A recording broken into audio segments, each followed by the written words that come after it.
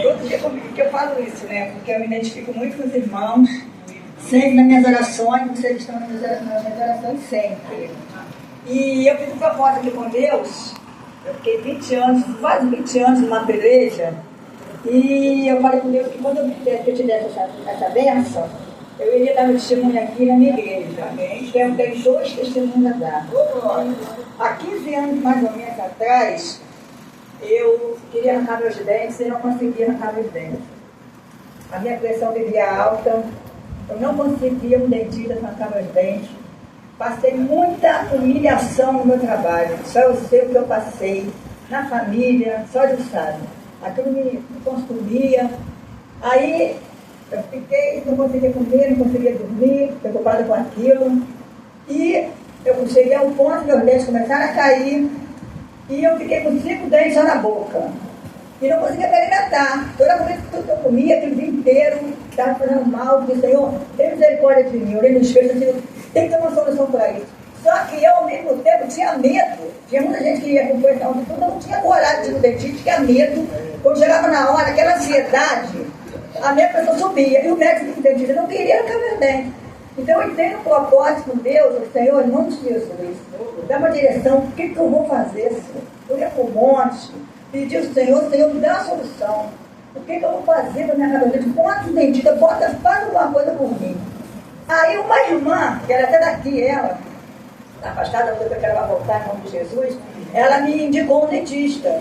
Eu falei, pai, por que você não vai lá, pai? Vai lá falar com ele, quem sabe? Vai lá. Foi Deus que usou a mim. Cheguei no dentista, conversei com ele.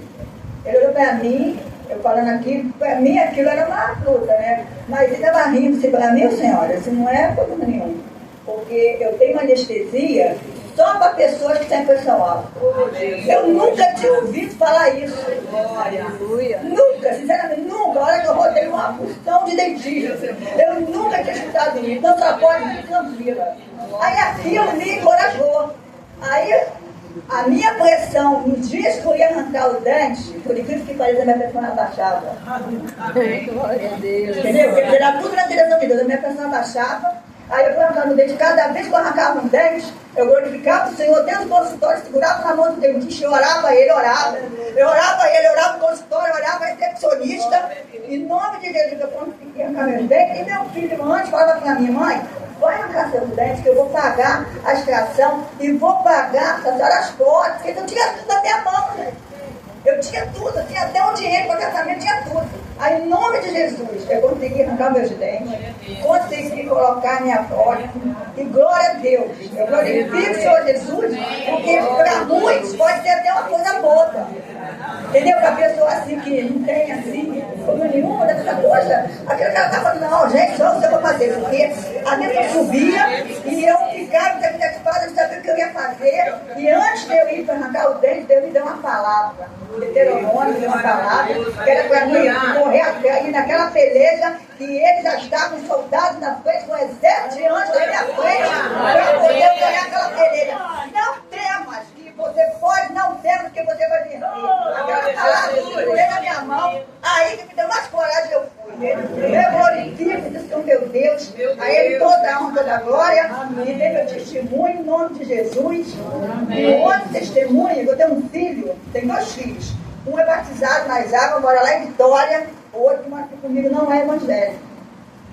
E os outros brigaram, e ele não queria ver mais o irmão. Ele criou uma mágoa no coração, ele ficou 2 anos, não queria ver o irmão de jeito nenhum. Não queria, comprava passagem, dizia que eu comprava passagem, não compra passagem que eu não vou. Vai passar vergonha, eu não vou. E meu filho muito feliz com aquilo. E foi passando os tempos, eu também tenho propósito, eu não aceito nenhum dos meus filhos, eu tenho esses 2 filhos. Eu não aceito na minha vida.